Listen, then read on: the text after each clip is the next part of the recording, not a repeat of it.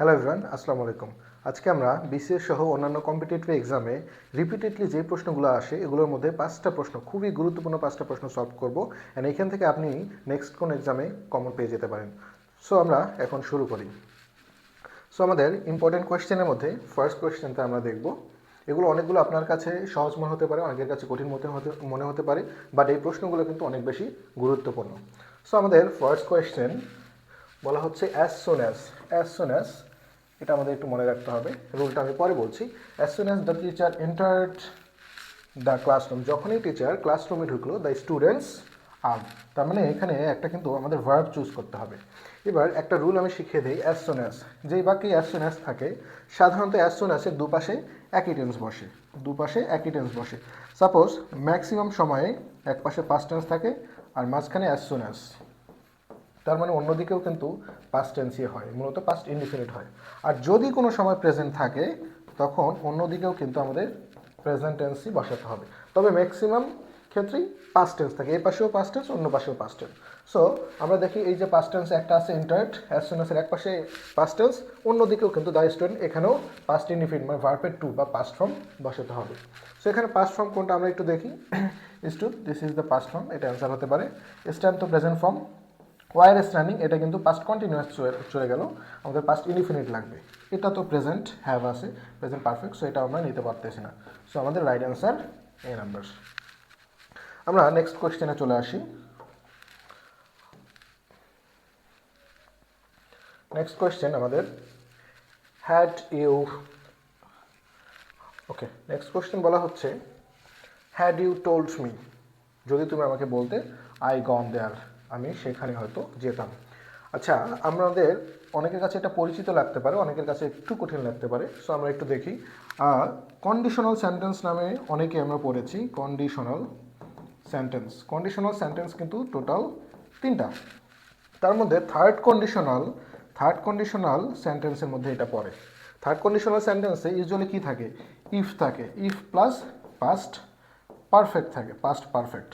আর অন্যদিকে সাবজেক্টের পর কুড মাইডের মধ্যে যে কোনো একটা বসে, এরপর হ্যাভ বসে, এরপর V3 বসে, এভাবে থার্ড কন্ডিশনাল হয়।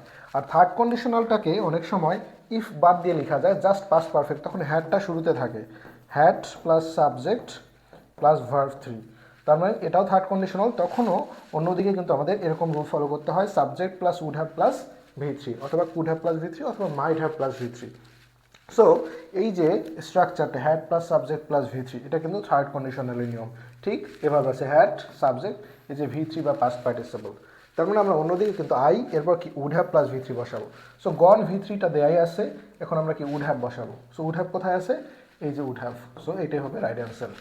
শুড হ্যাভ আমরা বসাবো না, উইল হ্যাভ বসাবো না, অল তো হওয়ার প্রশ্নই আসে না। যখন 3টে অ্যান্সার রাইট হতো তখন আমরা অল দিতে পারতাম, যেহেতু 3টে অ্যান্সার রাইট না, আমরা অল দিতে পারছি না। সো এটা হচ্ছে আমাদের রাইট অ্যান্সার। আর একটা কথা বলি, বিভিন্ন কম্পিটিটিভ এক্সামে ইনক্লুডিং BCS এই যে কন্ডিশনাল সেন্টেন্স, এটা থেকে প্রচুর প্রশ্ন আসে। সো কন্ডিশনাল সেন্টেন্স নিয়ে আপনাদের যদি কোনো ধরনের কনফিউশন থাকে, ইদানিং দেখা যাচ্ছে যে কন্ডিশনাল সেন্টেন্স থেকে কিন্তু একটু হার্ড টাইপের কোশ্চেন আসতেছে, একটু ব্যতিক্রম টাইপের কোশ্চেন আসতেছে। যদি আপনাদের কোনো সমস্যা থাকে, আমার কিন্তু একটা কন্ডিশনাল সেন্টেন্স নিয়ে বিস্তারিত ভিডিও আছে, আপনারা সেটা কিন্তু দেখতে পারেন। সো আমরা এখন নেক্সট কোয়েশ্চেনে চলে যাব। Okay, the question is neither the headmaster nor the teachers. এটাকে নিদারও বলা যায়, নাইদারও বলা যায়, একটা আমেরিকান একটা ব্রিটিশ প্রোনাউন্সিয়েশন। সো আমরা একটু দেখি, neither the headmaster nor the teacher. আমি একটা রুল শিখিয়ে দেই, আমাদের কয়েকটা কোঅর্ডিনেটিং কনজাংশন মনে রাখবো। প্রথমটা হচ্ছে নিদার নর, খুবই খুবই খুবই গুরুত্বপূর্ণ একটা রুল সলভ করাচ্ছে, একটু মনোযোগ দেবেন আপনারা। তারপর হতে পারে ইদার অর, এরপর নট অনলি বাট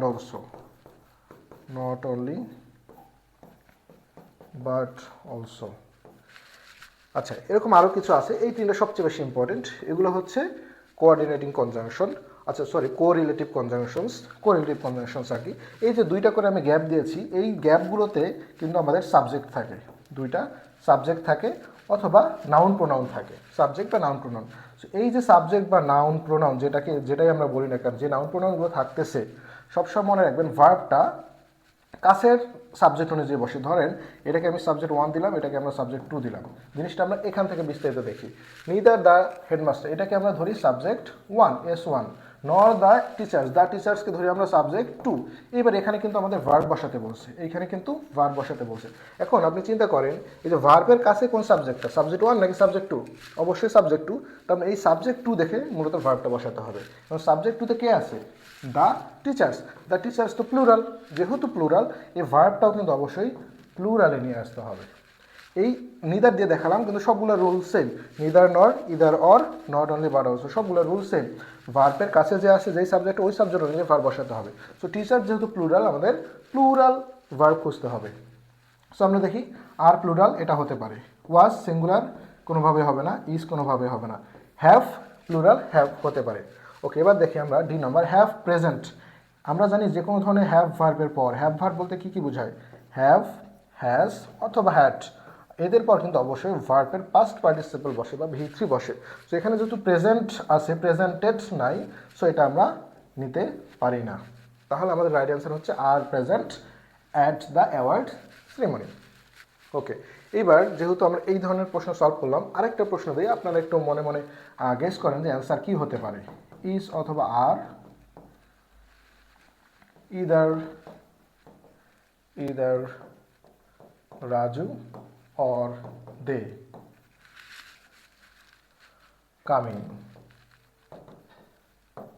এবার দেখেন এখানেও কিন্তু ইদার অ্যান্ড অর আছে। আমরা বলেছিলাম ইদার অরের সময় দুইটা সাবজেক্ট থাকে, একটা রাজু একটা সাবজেক্ট আর একটা কি দে একটা সাবজেক্ট। এখন চিন্তা করেন তো ভার্বের কাছে এটা সাবজেক্ট 1, এটা সাবজেক্ট 2, কে আছে? এবার কিন্তু সাবজেক্ট 1 ভার্বের কাছে, রাজু ভার্বের কাছে। সো ভার্বটা কিন্তু দেখেন প্রশ্নবোধক বিধায় কিন্তু ভার্বটা সামনে চলে আসছে। সো ভার্বটা কিন্তু রাজু দেখে বসবে, কারণ ভার্বের কাছে রাজু আছে। সো রাজু যেহেতু সিঙ্গুলার, আমরা দিব ইজ। ঠিক আছে? সো এই রুলটা মনে রাখবেন, প্রচুর প্রচুর প্রচুর প্রশ্ন আসে বিভিন্ন কম্পিটিটিভ এক্সামে। ওকে, আমরা তাহলে নেক্সট কোয়েশ্চেনে চলে যাব। Okay, the next question is choose the best option. এখান থেকে একটা বেস্ট অপশন বা কারেক্ট অপশন চুজ করতে হবে। আচ্ছা, এখানে যে ফ্রেজটা ইউজ করা হয়েছে সেটা হচ্ছে মেনি এ। অনেকে মেনি আর মেনি এর পার্থক্য বুঝতে পারে না, আমরা আজকে পার্থক্যটা দেখব। মেনি হচ্ছে, মেনি সাধারণত প্লুরাল, এরপর যে নাউন বা প্রোনাউন থাকে এটা হচ্ছে প্লুরাল হয়ে যায়, নাউনটা কি হয়ে যায়? প্লুরাল হয়ে যায়। ঠিক আছে? যে এরপর ভার্ব যেটা থাকে, ভার্বও কিন্তু প্লুরাল হয়ে যায়। যেমন আমরা এক্সাম্পল দিতে পারি, মেনি বয়েজ আর কামিং, আর মেনি বয়েজ আর হচ্ছে প্লুরাল। আর আমরা যদি মেনি এ বলি, মেনি এর পর কিন্তু নাউনটা সিঙ্গুলার বসে, নাউনটা সিঙ্গুলার বসে, অ্যান্ড ভার্বটাও কিন্তু সিঙ্গুলার হয়ে যায়, ভার্বটাও সিঙ্গুলার হয়ে যায়। তাহলে মেনি এ যখন দিব আমরা, মেনি এ, তখন বয়েজ না দিয়ে আমরা বয় দিব, আর ভার্বটা আর না দিয়ে আমরা ইজ দিব, মানে সিঙ্গুলার ভার্ব করে দিব, ইজ কামিং। তার মানে সংক্ষেপে আমরা মনে রাখবো, শুধু মেনি থাকলে সেটা প্লুরাল করে দিব, নাউন প্রোনাউন যা আসে plural, verb plural. Are many a যদি থাকে তখন সিঙ্গুলার করে দিব, কারণ কি এ আছে, এ মানে তো সিঙ্গুলার, তার মানে এরপর যা আসবে সবই সিঙ্গুলার। সো আমরা একটু দেখি, মেনি এ আছে, many a many a many a, তার মানে নাউন প্রোনাউনও সিঙ্গুলার হবে, ভার্বও সিঙ্গুলার হবে।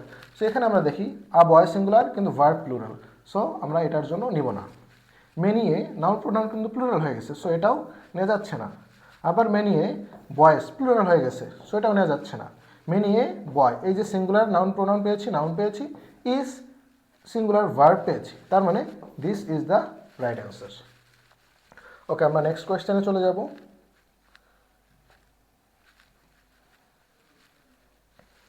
ওকে,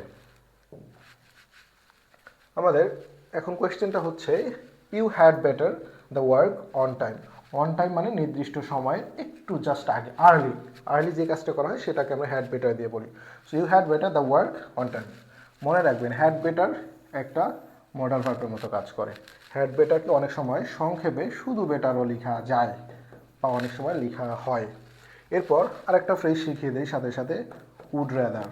had better, would rather. Had better মানে কি? বরং কোনো কিছু করা ভালো, এরকম বোঝায়। হ্যাঁ, এই সমস্ত হ্যাড বেটার, বেটার বা উড র্যাদার, এদের পর মনে রাখবেন ভার্বের বেস ফর্ম বসাতে হয়, ভার্বের বেস ফর্ম। দ্যাট মিনস এরপর যে ভার্বটা নিব আমরা জাস্ট প্রেজেন্ট ফর্মটা বসবে, এর সাথে এস বাই এস কোনো কিছুই যোগ হবে না। ওকে, সো আমরা হ্যাড বেটার পর আমরা দেখব কোন ভার্বটা একদম বেস ফর্মে আছে। ডান তো ভার্বের পাস্ট পার্টিসিপল, সো এটাকে আমরা নিতে পারি না। ডিড তো ভার্বের পাস্ট ফর্ম, এটাকেও নিতে পারি না। ডু নেওয়া যায় কারণ এটা হচ্ছে বেস ফর্ম। হ্যাড ডান এটা তো পাস্ট পারফেক্টে চলে গেছে, এটাও আমরা নিতে পারি না। সো আমাদের রাইট অ্যান্সারটা কিন্তু হবে ডু। ওকে,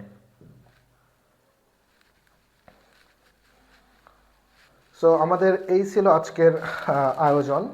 এই যে কয়েকটা আমি প্রশ্ন সলভ করালাম, শুধু প্রশ্নগুলোর অ্যান্সার জানলে হবে না, এই কয়েকটা প্রশ্নের যে রুলগুলো আমি পড়ালাম খুব ভালোভাবে এগুলো মনে রাখবেন। নেক্সট যে কোনো কম্পিটিটিভ এক্সামে দেখবেন এই 5টা প্রশ্নের মধ্যে ডিরেক্টলি কমন না পেলেও আপনি রুলগুলো থেকে কমন পাবেন। সো এরকম মজার মজার ভিডিও পেতে এবং ইংলিশ গ্রামার সহজে শিখতে আমাদের সাথেই থাকুন।